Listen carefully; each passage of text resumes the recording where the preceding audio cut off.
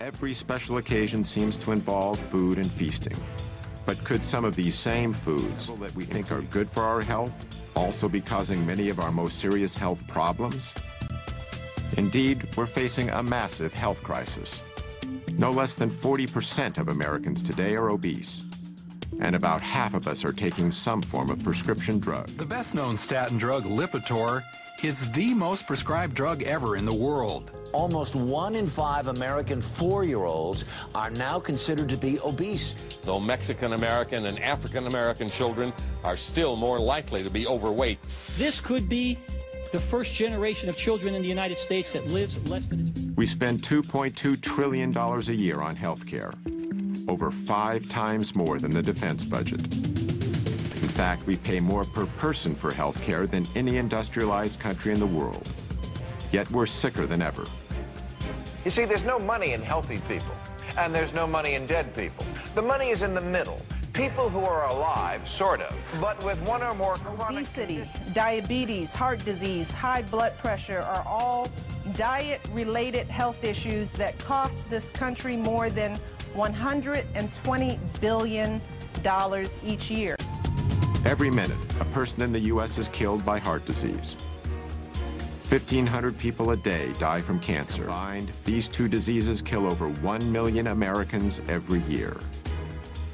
Cases of diabetes are skyrocketing, particularly among our younger population. Diabetes. Life-threatening diabetes. 1 out of 3 people born in the U.S. today will develop this crippling condition during their lifetime. Millions of others suffer from a host of degenerative diseases. Millions more of us are so stimulated by sugar, coffee, and energy drinks that we've masked our chronic fatigue. But could there be a single solution to all of these problems? A solution so comprehensive, yet so straightforward, that it's mind-boggling that more of us haven't taken it seriously? Someone has to stand up and say that the answer isn't another pill. The answer is spinach. A growing number of researchers claim that if we eliminate or greatly reduce refined, processed, and animal-based foods, we can prevent, and in certain cases even reverse, several of our worst diseases. They say all we need to do is adopt a whole foods, plant-based diet. It sounds almost too simple to be true.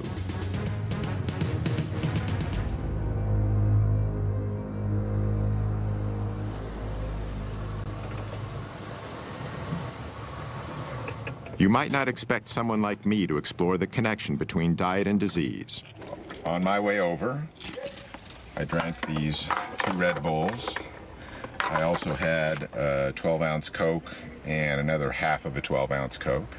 I haven't always lived the healthiest lifestyle, and I've eaten more than my share of fast food.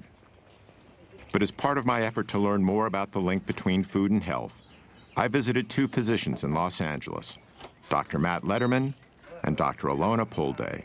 Hi. How you doing? Lee, nice to meet you. Nice to meet you too. Is Dr. Pulday? Dr. Pulday, pleasure to meet you too. Both are MDs. Dr. Letterman was trained in internal medicine and family practice. They incorporate a whole plant foods nutrition plan into the treatment of their patients. So let's get started on that, and then we'll do some talking. 142.82. I found out a lot more than I expected. Like a lot of Americans, I thought my health was pretty good. I had no major diseases that I knew of. But I hadn't had a thorough checkup in a while, so I decided to get one. When Dr. Letterman gave me the results, it was a real wake-up call. I gotta say, I'm kind of shocked. I'm really worried about my blood work numbers. 240 and 241 for my cholesterol is way higher than it's ever been. I got this 6 number. That, to me, is the most worrying number I got. The 6 number was the result of something called a CRP test, which measures the inflammation in my heart and blood vessels. This put me in the high-risk category for a heart attack. So I committed to a 12-week nutrition program under Dr. Letterman's supervision. The plan was to treat my health problems by eating a whole foods, plant-based diet.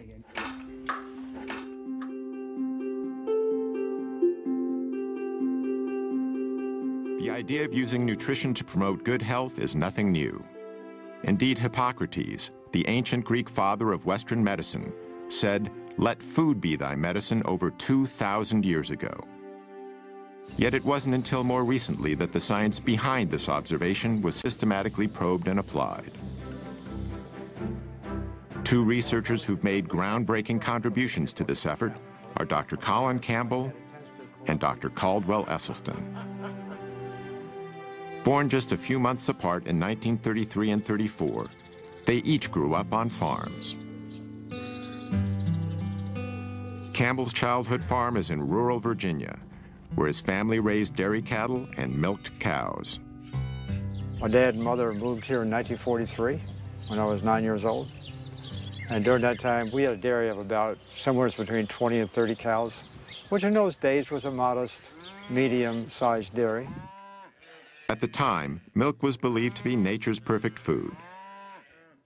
So perfect, in fact, that this U.S. government film from the early 20th century recommended that infants who have just been weaned from their mother's milk should be switched immediately to cow's milk.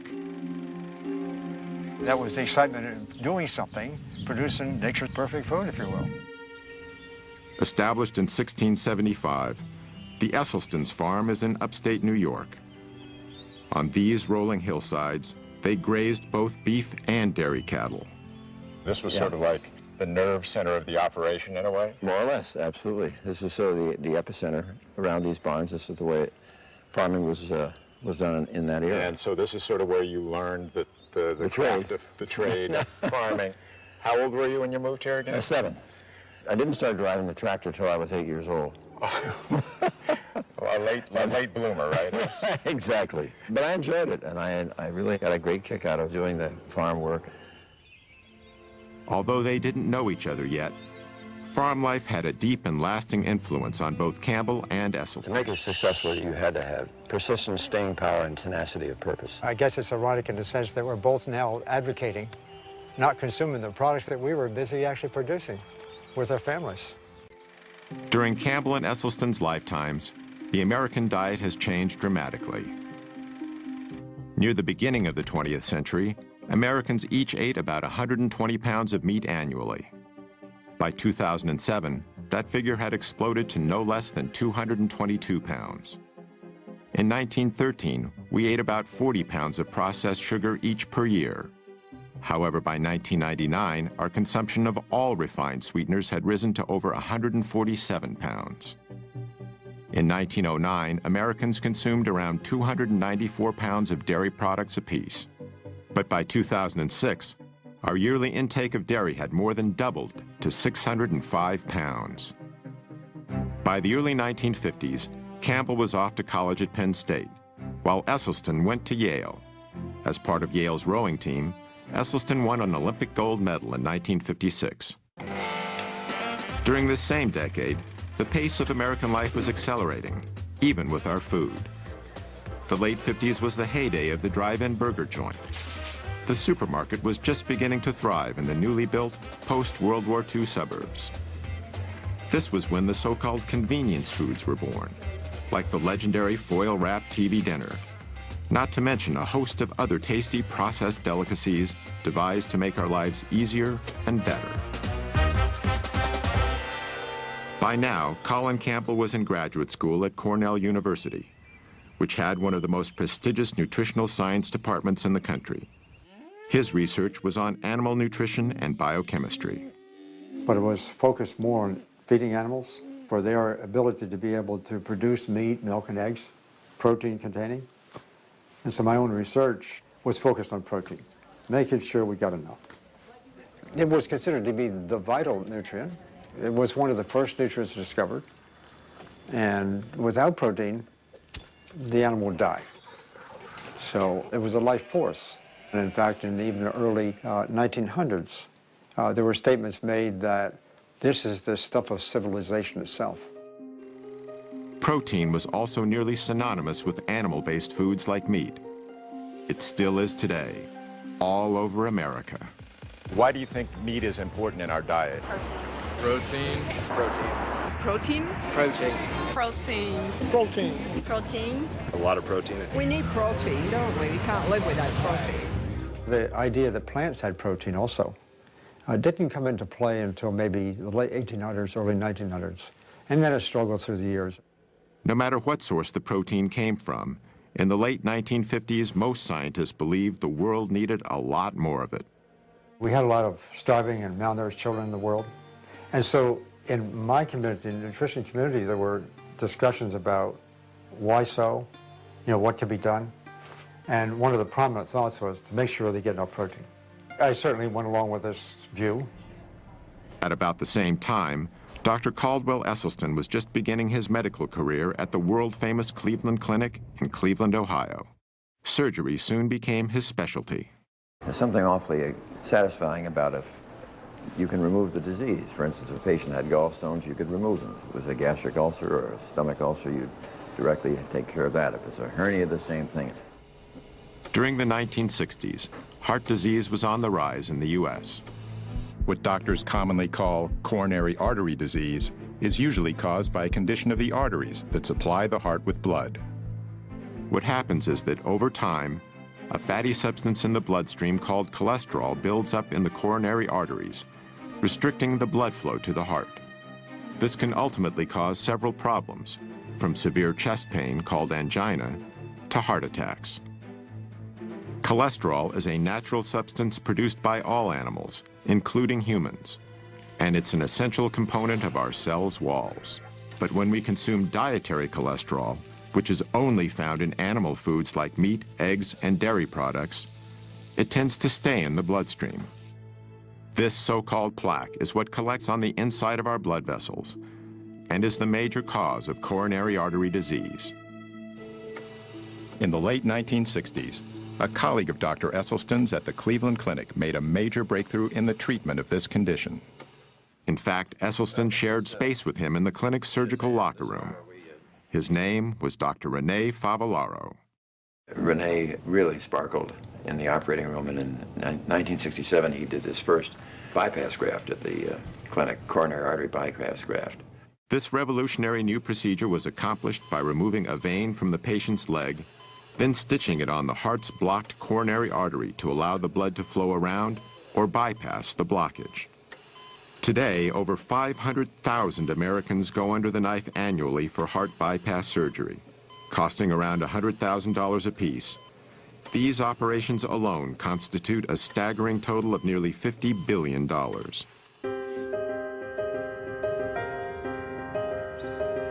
Joey Aucoin lives in Tampa, Florida, where he owns and operates a landscaping company. I tell everybody, the joke with everybody with me is, I don't eat to live, I live to eat. And my whole life, I ate whatever I wanted. In 2004, doctors discovered Joey had a dangerously high cholesterol level of 320 and a hazardous blood sugar level of 480. This not only made him a type 2 diabetic, but a prime candidate for a heart attack and a stroke. And this is my daily pill regimen. I got 2 pills I take for my diabetes, then I got 1 for cholesterol, 1 for high blood pressure, and then I take Byetta, which is an injectable medicine, every morning before breakfast and every night before dinner. And that's what I've been doing for almost 4 years now. And I know it makes me tired, and I just don't feel normal. I only sleep 4 hours a night or so. I just hate taking them.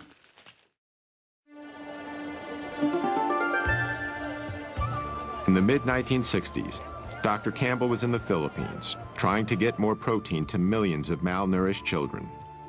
To keep costs down, he and his colleagues decided not to use animal-based protein. The program was beginning to show success. But then Dr. Campbell stumbled onto a piece of information that was extremely important. It centered on the more affluent families in the Philippines, who were eating relatively high amounts of animal-based foods. At the same time, they were the ones most likely to have the children who were susceptible to getting liver cancer. This was very unusual, since liver cancers are mainly found in adults. But just the mere fact that they occurred in children